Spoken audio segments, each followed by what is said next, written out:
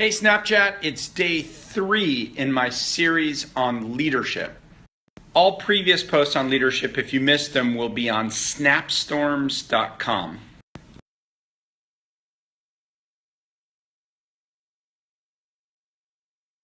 I often say the role of a CEO or leader and of a VC is chief psychologist. If you search my blog, bothsidesofthetable.com space chief psychologist, you'll find an article I've written on this topic. But the good news is in Snapchat, you can get all the details in under 3 minutes today. I think it's pretty well accepted that great leaders build great teams. You simply can't run an organization by yourself. You can't run a startup by yourself. You can't run a VC fund by yourself. The quality of what you produce as a leader, of course, is your top-down inspiration and set of plans, but even more so, it's the people that you recruit and retain. Your role as chief psychologist is to know the mentality of each of the members of your team, what they're trying to achieve in their jobs, careers, and even lives. If you don't understand the basic motivations of team members, you simply can't step in and understand if they're having a bad day, bad week, bad month, or you can't understand how to motivate them. How do you motivate someone that you don't understand their true intentions and motivation? So the starting point for any great leader is to understand people. Too many leaders stop with recruiting, but talent executives want resources and responsibilities. Finding and hiring people is not enough. Those people, once they join you, are going to have productive jobs and roles. For example, it's why I tell startup companies not to hire too senior of staff, for example, like an SVP of sales, before you have enough business to support it.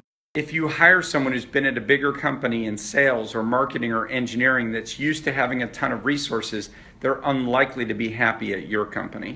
When you start to understand the psychology of people, I'm talking really talented people of wanting to manage teams, process, budget, and resources, then you'll understand one of the most fundamental motivating factors or demotivating factors for team members. But of course, in any organization, resources are limited, so adjudication is required.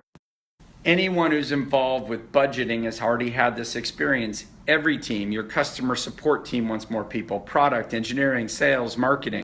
Your job as a leader is to step in and make the hard decisions about how to allocate people and money and even compensation across teams.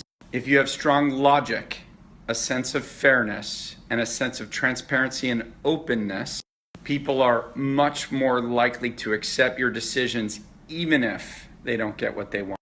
Expectation management of your team is a critical skill for you to have if you want to lead and motivate people. Just like any expectation management, under-promise, over-deliver, always. And because we live in a resource-constrained world, people squabble. In a resource-constrained world, often we're in what's known as a zero-sum game. Your gain can be my loss. If there's $150,000 to be allocated in bonuses across 3 teams, there's $150,000, and I want as much as possible of that going to my team members. The more talented the team you hire, believe it or not, the more likely they are to squabble. Because talented people, even more than untalented people, want resources, want promotions, want to get ahead, want to take risks. And that's why I always say the role of a great leader or of a VC is chief psychologist. We all produce products or services, but fundamentally we're in the people business. When I work with teams and if I can sense that they're feeling demotivated or beaten up or have lost their confidence, I have to focus on the psychology. If the team is angry or mad, perhaps with board members or investors or with each other, I have to get to the root cause. That's why I see great VC more about mentorship than about managing spreadsheets or finances.